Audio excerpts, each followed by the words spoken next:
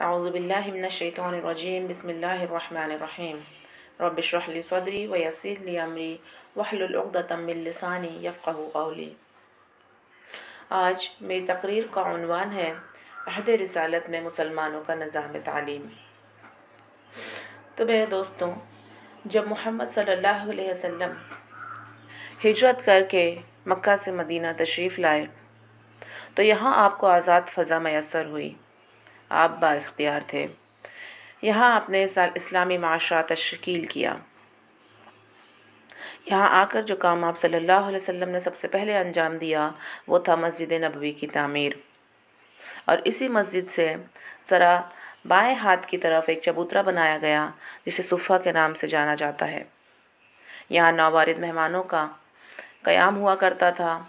ये लोग दीन सीखने के लिए यहाँ आते थे। चंद रोज़ यहाँ क़याम करके दीन की तालीम हासिल करके वापस अपने कबीले में चले जाया करते थे।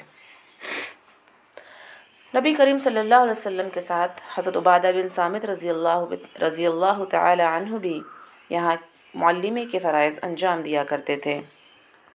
इस मदरसे के निसाब तालीम में कुरान मजीद की तालीम शामिल थी। कुरान मजीद हिफ्ज़ करना, उसको तजवीद के साथ पढ़ना, नमाज और फ़िक़्ह के मसाइल सीखना, क्योंकि आप सल्लल्लाहु अलैहि वसल्लम का फ़रमान है कि जिस शख्स को अल्लाह ताला खैर अता करता है उसको दीन की समझ अता कर देता है। तो आइए दोस्तों, देखते हैं कि आप सल्लल्लाहु अलैहि वसल्लम का तरीक़े तालीम क्या था। फ़ज्र की नमाज़ पढ़ने के बाद रसूल सल्लल्लाहु अलैहि वसल्लम मस्जिद ही में ठहरे रहते थे और सहाबा को तालीम दिया करते थे। मुसल्ले से उठकर आप सल्लल्लाहु अलैहि वसल्लम उस मकाम पर आकर बैठ जाते जहाँ तौबा का सुतून वाक़ है, यानी कि ये जगह मिंबर शरीफ और हुजरा मुबारक के दरमियान चौथा सुतून है। सहाबा कराम रज़ी अल्लाह ताला अन्हुम आपके गिर्द हल्का बनाकर बैठ जाते थे और अगर तादाद ज़्यादा होती थी तो 2 हल्के भी बना लिया करते थे। ये बिल्कुल आज़ाद तरीक़ा तालीम था। सारा कारोबार ज़बानी चलता था। तिलावत कुरान मजीद, तफसीर कुरान मजीद, मसाइल फ़िक़्ह, अंबिया के क़िस्से, वाज़ व नसीहत, यहाँ हर तरह की गुफ्तगू हुआ करती थी। ये तो रहा असहाबा का हाल। मेरे दोस्तों, क्या ख़वातीन की तालीम पर भी आप सल्लल्लाहु अलैहि वसल्लम ने कुछ ज़ोर दिया? जी हाँ, ख़वातीन की तालीम की तरफ नबी करीम सल्लल्लाहु अलैहि वसल्लम ने ख़ास तवज्जो फरमाई। हफ़्ते में एक दिन आप सल्लल्लाहु अलैहि वसल्लम ने ख़वातीन की तालीम के लिए मखसूस कर दिया। इस दिन ख़वातीन मस्जिद में हाज़िर होती थीं और मुख्तलिफ़ सवालात दरियाफ़्त करती थीं। आप सल्लल्लाहु अलैहि वसल्लम उनके जवाबात दिया करते थे। आप सल्लल्लाहु अलैहि वसल्लम ने फ़रमाया कि औरत के लिए कुरान मजीद पढ़ने और अरकान दीन सीखने के बाद घर में खर्चे का तनासुब सबसे बेहतरीन इबादत है।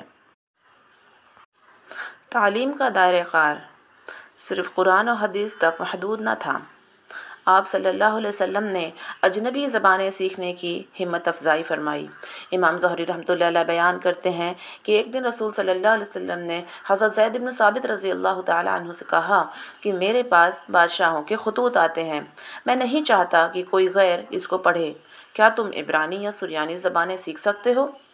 तो मैंने कहा हाँ, और फिर हमने महज 17 दिन में यह ज़बान सीख ली।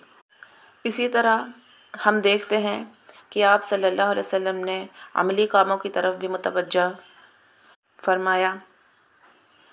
आप सल्लल्लाहु अलैहि वसल्लम ने तीरंदाज़ी की तरग़ीब दी। फरमाया, ए औलाद इस्माइल, तीरंदाज़ी सीखो, तुम्हारे वालिद इस्माइल तीरंदाज़ थे। आप सल्लल्लाहु अलैहि वसल्लम ने तैराकी सीखने का भी हुक्म फरमाया। दौड़ के मुकाबले में और कुश्ती में तो आप सल्लल्लाहु अलैहि वसल्लम ने ख़ुद भी हिस्सा लिया। आप सल्लल्लाहु अलैहि वसल्लम ने तीरंदाज़ी, तैराकी और शह सवारी का भी हुक्म फरमाया। हम ये बखूबी जानते हैं कि आखिरी वक्त में अरब के सारे लोग और तमाम कबाइल मुसलमान हो गए थे। 10 लाख मुरब्बा मील में इस्लाम फैल चुका था। इन सब लोगों की तालीमी ज़रूरियात की आप सल्लल्लाहु अलैहि वसल्लम ने तवज्जो फरमाई। सूबों के गवर्नरों के फ़राइज़ मनसबी में यह बात सराहियत के साथ शामिल थी कि वो अपने अपने इलाक़ों में अवाम की दीनी और तालीमी ज़रूरियात का मुनासिब इंतज़ाम फरमाएँ। सल्तनत के मरकज़ी मकामात पर मरकज़ी मसाजिद तामीर की गई थीं, जहाँ बड़े बड़े मदरसे कायम किए गए। وہاں مدینے سے تربیت یافتہ معلم بھیجے جاتے تھے۔